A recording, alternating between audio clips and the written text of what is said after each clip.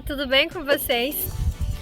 No vídeo de hoje é um lugar diferente que eu vim trazer a área e já resolvi gravar esse vídeo. Quando eu mudei para Portugal, eu fiz um planejamento, mas nem tudo saiu como eu esperava. Mas eu resolvi dar algumas dicas para vocês se organizarem para quem quer imigrar aqui para Portugal em 2025.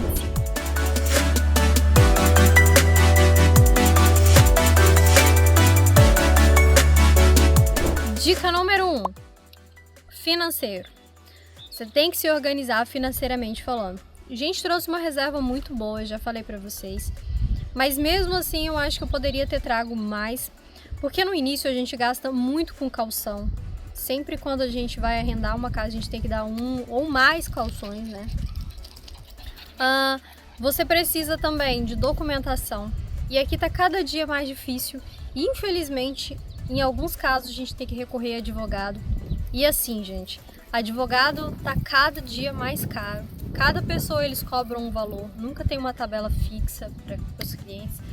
Então, isso vai pesando pra gente, sabe? E tudo é muito burocrático pra gente estar chegando aqui agora. Então, quanto mais dinheiro você tiver, mais tranquilo você vai ficar. Mais fácil você resolve todas as suas documentações. Tudo se torna mais fácil para quem tem dinheiro, né? E assim, você pode dar a sorte de arrumar um emprego nas primeiras semanas que você tá aqui, mas pode ser que você demore muito mais para arrumar um emprego. A gente demorou um mês só, eu achei que foi rápido, mas mesmo assim, um mês a gente teve que sustentar com o dinheiro que a gente trouxe do Brasil, né? E isso sendo só eu e o Rodrigo. Imagina se fosse uma família maior, e a gente já veio com a casa, se a gente tivesse procurar casa, a gente teria mais gasto. Enfim, eu acho que, primeiramente, você precisa se organizar financeiramente.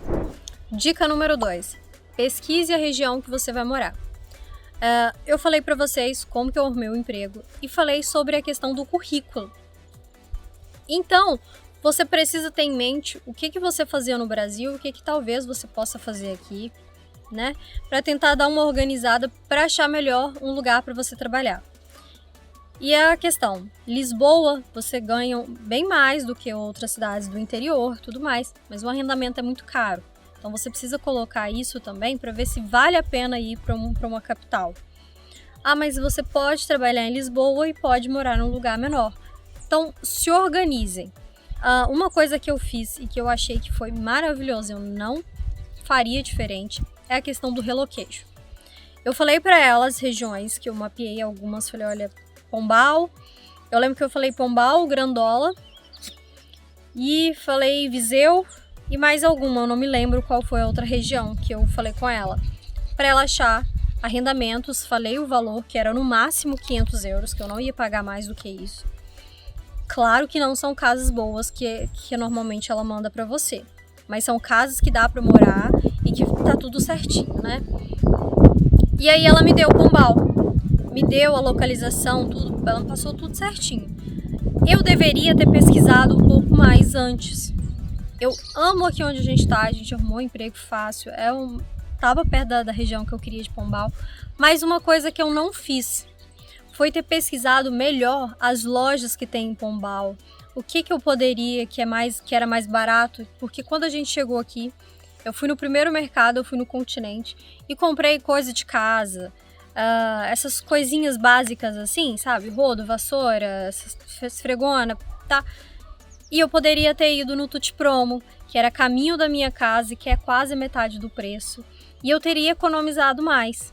Mas eu nem sabia dessa loja, porque eu não pesquisei corretamente a região que eu tava. E eu poderia ter me organizado mais financeiramente, poderia ter gastado menos se eu tivesse pensado nisso. Então é uma dica que quando você limita em 3, 4 lugares que você quer, arruma um serviço de relocation, porque não é fácil arrumar arrendamento aqui em Portugal, não venha com essa ilusão, tá? E aí você pesquisa bem a fundo mesmo, sabe? O que tem na cidade, quais são as lojas, onde é melhor comprar, enfim. Eu acho que é muito importante. E também tem a questão do calor, do frio, se você gosta de passar mais frio, porque o inverno também é diferente de região para região. Portugal é tudo perto, mas você anda 1 hora, o clima tá de um jeito. Anda mais meia hora, o clima tá de outra forma. Então, pense nisso. Terceira dica, documentação. Tenta se organizar antes de chegar aqui com todas as suas documentações. Por exemplo, o NIF você consegue fazer do Brasil. E eu recomendo muito que você já chegue com ele, porque tudo você vai precisar dele. Até para colocar a internet na sua casa, porque hoje em dia a gente não vive sem internet. Então, em vez de você chegar e já comprar um chip logo de cara, já faz o plano de internet completo, que sai mais barato. E você já coloca seu NIF, porque você vai precisar. Para você fazer o cartão no mercado, você vai precisar do NIF também. Então já faça ele lá do Brasil, já chegue aqui com ele. E uma dica que eu dou para vocês. No cenário atual que a gente está, 2025, com essa questão da deportação tá muito maior do que antes. Tá, eu tava vendo que cresceu quase 200% a taxa de deportação. Cresceu muito aqui. Então, assim, não vale a pena vir como turista para tentar se regularizar aqui nesse cenário atual que a gente tá, viu? Tá tendo novas eleições, a gente tem um partido que é totalmente contra o imigrante. Então, não faça essa burrice de vir aqui sem ter uma documentação. Pesquise um visto, tá? Tenta entrar com visto e tudo mais, porque já é difícil pra gente que veio com visto. Imagina para quem veio como turista. E nesse cenário que a gente tá? Então, facilita a sua vida, porque documentação aqui é muito demorado. É muito demorado mesmo. E eu não tô falando... É burocrático, porque você chega num lugar, uma pessoa vai te dar uma informação, você senta do lado, que a pessoa do lado ela vai te dar outra informação, e tem português que não faz questão nenhuma de ajudar a gente, não faz questão nenhuma de saber de lei, nem nada, só fala que não dá e pronto, acabou. Para vocês terem uma ideia, eu precisava mudar minha morada fiscal para cá. Eu com toda a documentação, tudo pronto, fui em Pombal. Eu nem sentei na cadeira, eu abri a boca, ele percebeu que eu era brasileira, ele já falou para mim, cadê o seu cartão de residência? Eu falei, olha, ainda tá chegando. Mas eu vim com visto de procura de trabalho, eu já tenho um contrato de trabalho. Não, eu não faço isso e pronto, acabou. Nós fomos para Ancião. Chegamos lá, a mulher só não falou nada, não me pediu, perguntou se eu vim com visto, nada. Ela só me pediu os documentos e mudou a minha morada fiscal. Em 5 minutos. E já quem tinha dado essa dica pra gente ir pra Ancião eram os nossos amigos brasileiros, que estavam aqui há 2 anos também e era a mesma questão.